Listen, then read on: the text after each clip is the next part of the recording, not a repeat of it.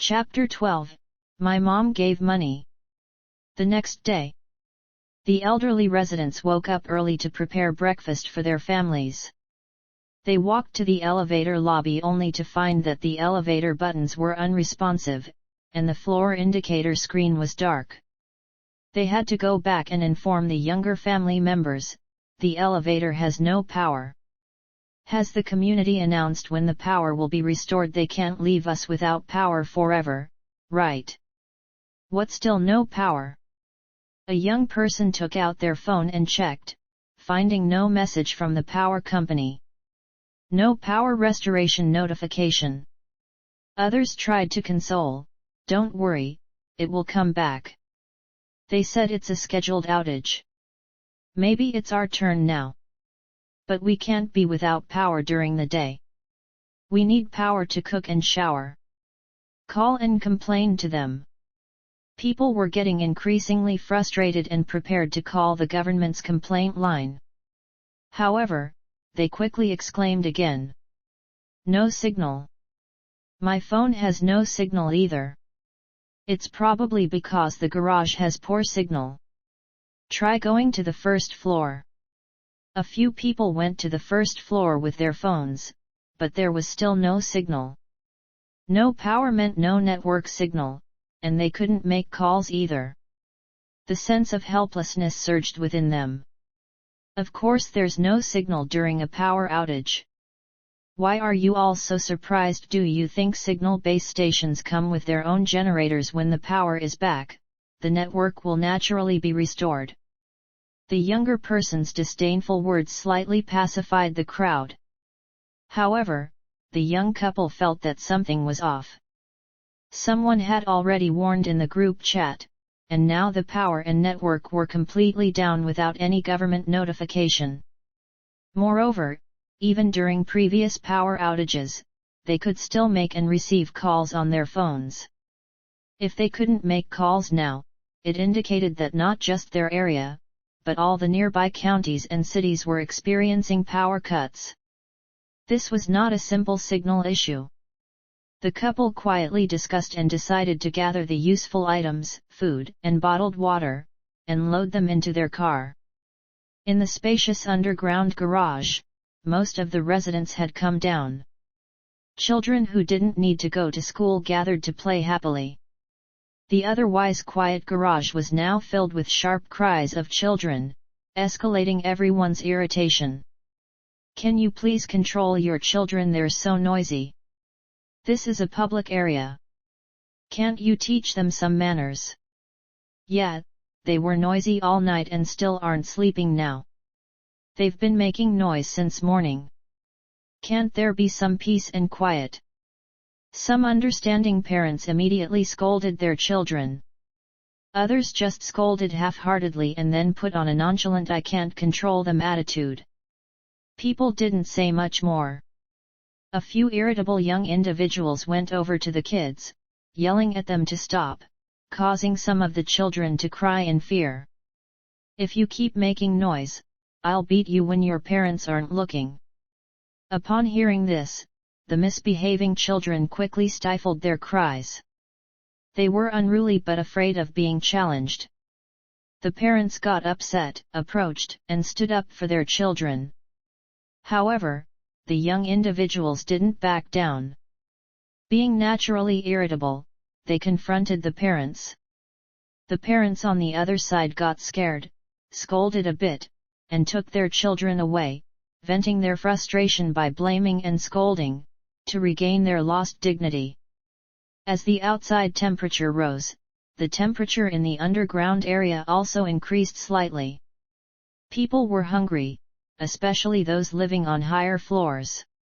Those on lower floors went back to their apartments, bringing down food.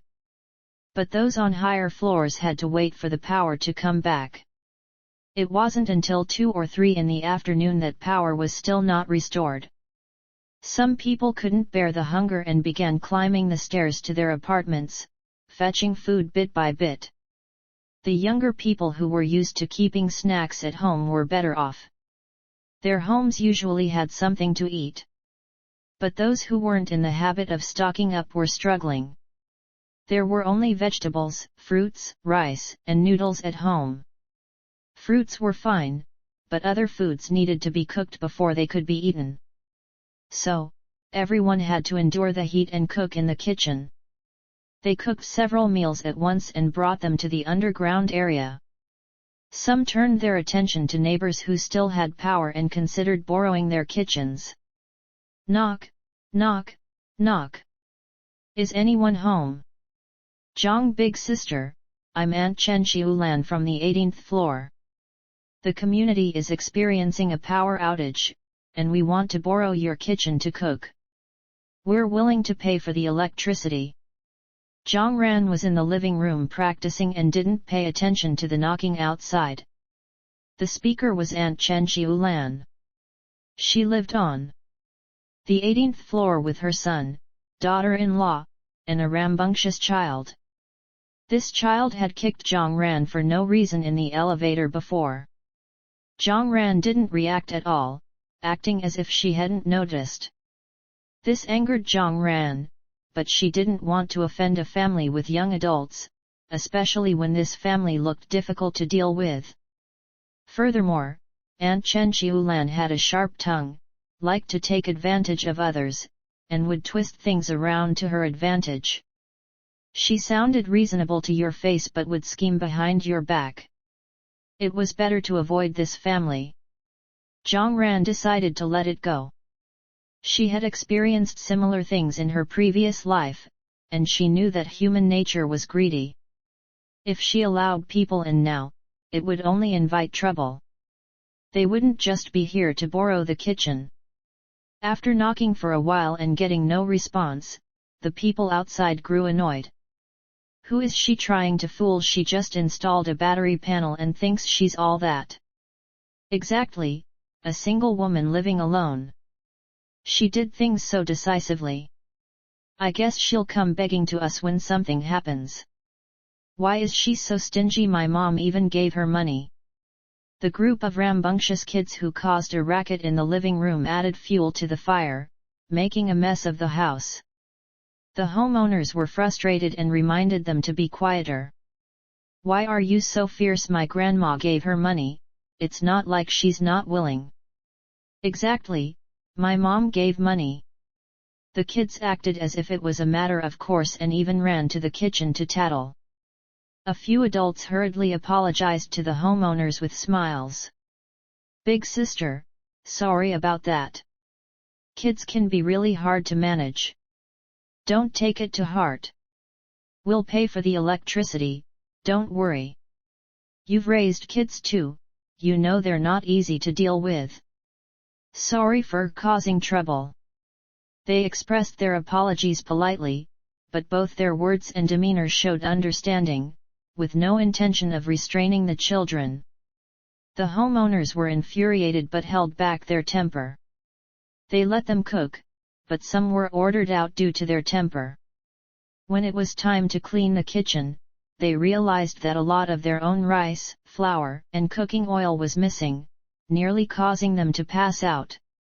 Afterward, the few households left were unwilling to lend out their kitchens. The situation had caused a lot of unpleasantness. The well-intentioned homeowners not only didn't get a good reputation but also ended up being disliked more than those who refused to lend their kitchens.